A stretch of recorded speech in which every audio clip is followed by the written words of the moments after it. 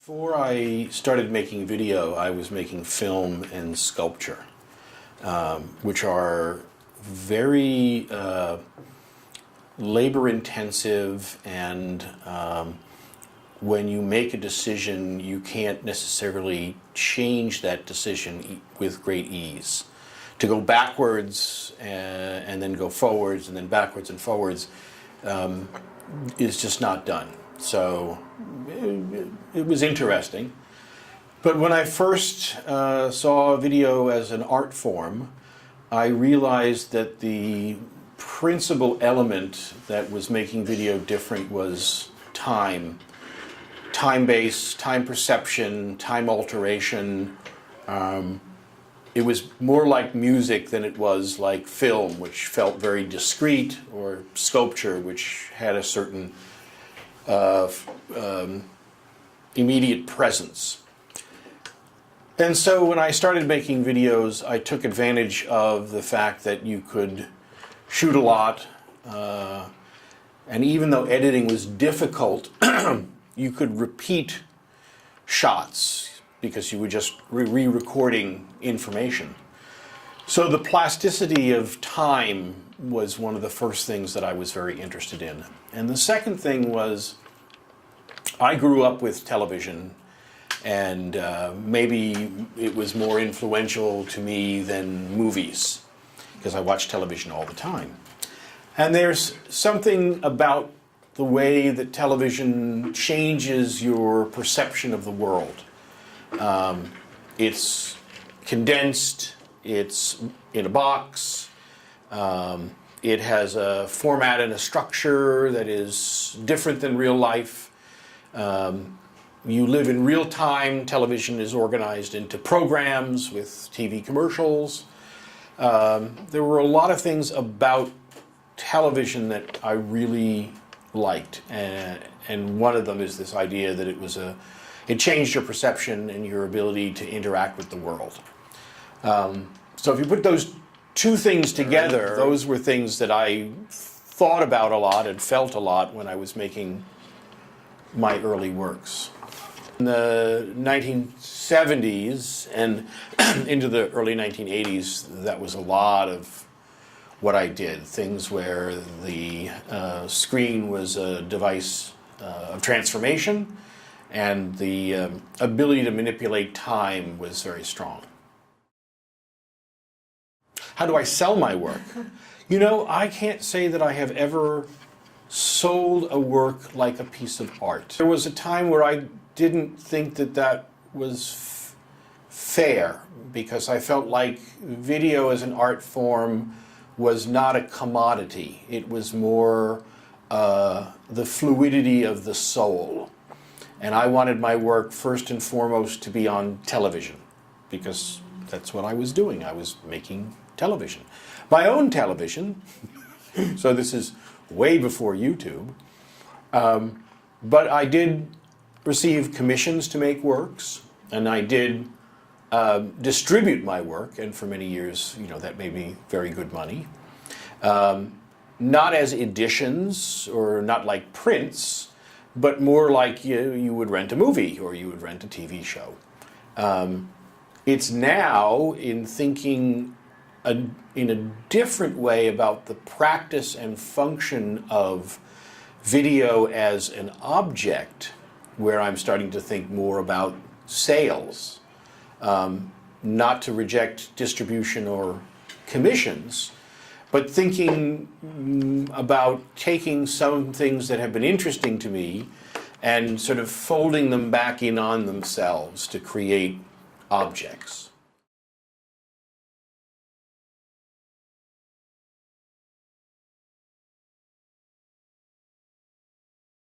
Different works start in different ways. Sometimes I see the work very quickly in my head. Alterzorn, which is the big piece upstairs, when Stephen and I were talking about the show, and we were talking about history and sort of this arc of time, I thought, wow, aging, getting older is a really interesting theme.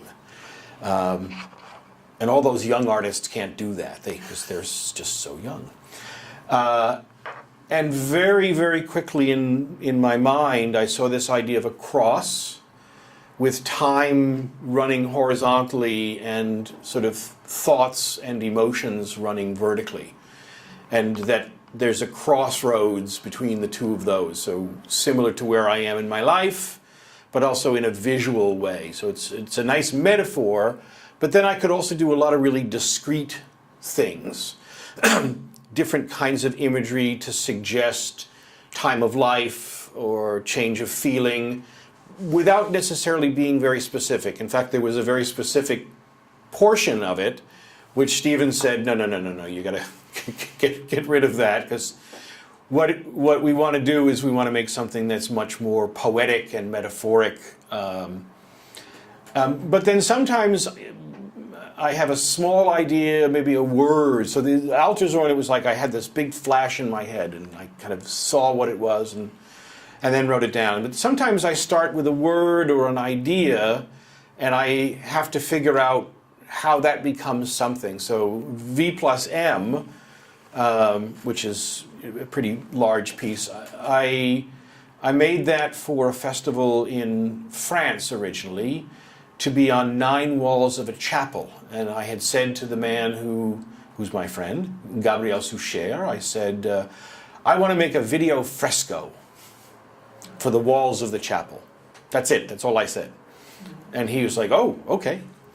And then it was like, okay, what does that mean? Do I do a religious theme? Do I do a contemporary theme? There's something about scale that's really interesting. So it started with a couple of words, and then I went through lots of ideas. What makes sense in the chapel, what makes sense on 9 walls. And one of the first ideas I had was oddly enough, it was also about aging, but it was more the ages of man and cycles and a cyclical thing, which actually is in the Alterzorn piece. But this was going to be more like cavemen and the Middle Ages, and it was meant to say, all right, you've got the span of time and you've got the spawn of humanity, and how do the two kind of intersect with each other. And I got tired of that and said, no, that's not regular. So then I had done a previous project about the planets, and I had gotten a lot into mythology, and so the story of Venus and Mars to me was really interesting. And yes, bodies, persona, identity, but also how we create ourselves is something that I come back to a lot. And so that's how I started to develop the story of Venus and Mars, V plus M.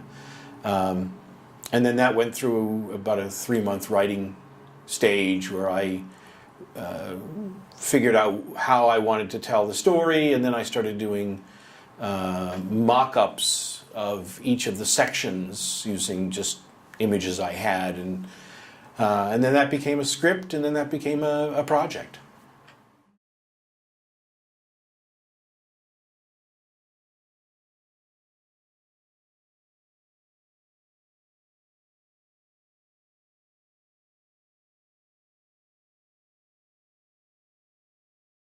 I think very musically.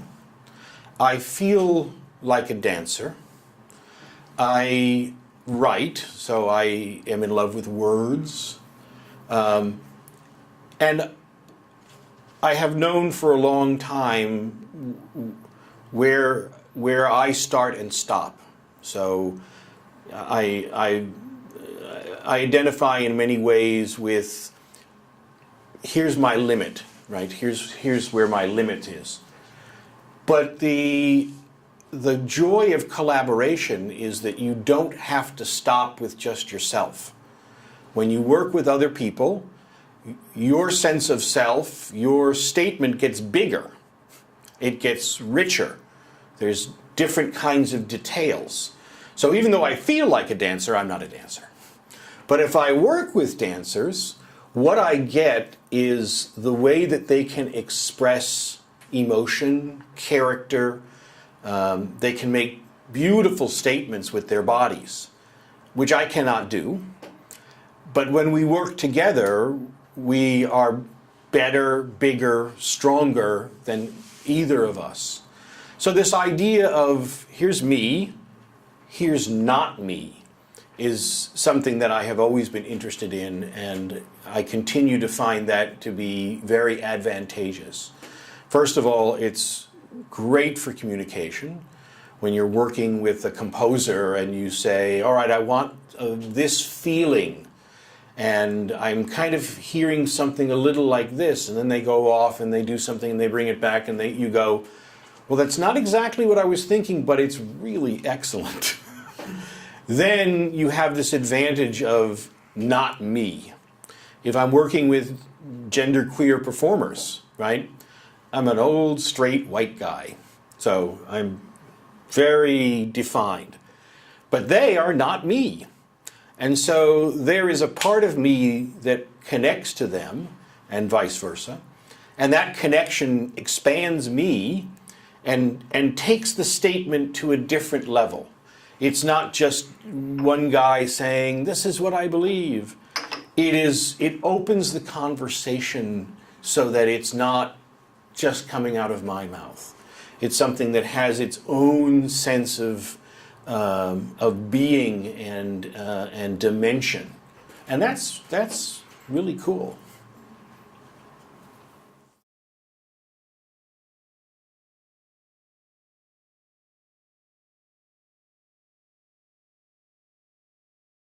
I can see some differences. I think when I was younger, the challenges were simpler because many people had not tried different things. So in the 1980s, I made an opera for television with a composer named Robert Ashley. And the opera is called Perfect Lives. Now it's 30 some odd years later, and it turns out that there's a lot of people writing operas for television. But it took all that time for that first wave to reach other people and really motivate them and energize them. I think the themes that are in the show here at the BACC are very strong themes. So music, whether it is the music of the mundane, or it's the notion of living musically, that there's a rhythm to life, that there are repeats, that there are rewinds and remixes. It's music in the sense of it's music, but there's the metaphoric sense of why we are so transported by music, how elegantly, internally focused music is really still very interesting to me. Myth, when we think about personal mythology and the idea of our characteristics and attributes being rewarding if we study them, whether they're expressed in memoirs or that study is then applied to a drama or a narrative, that's something that's very interesting to me and always has been. But certainly now, with getting older, reflection, the ability to have a mythology mirror that I can bend and focus is really quite interesting. And then memory. The idea of recall and how recall tends to abstract things. It goes back to all of my very, very earliest works. Whether it's trying to remember having breakfast at my parents' house and putting that together with computer editing, or it is this notion of sort of trying to parse is something real or is something not real, even though you remember it. Those are themes that have united a lot of my work, and a little, as I said before, this idea of examination, self-examination, examination of the world, and then with the liberty that video gives me, being able to remake it as I'd like it to be.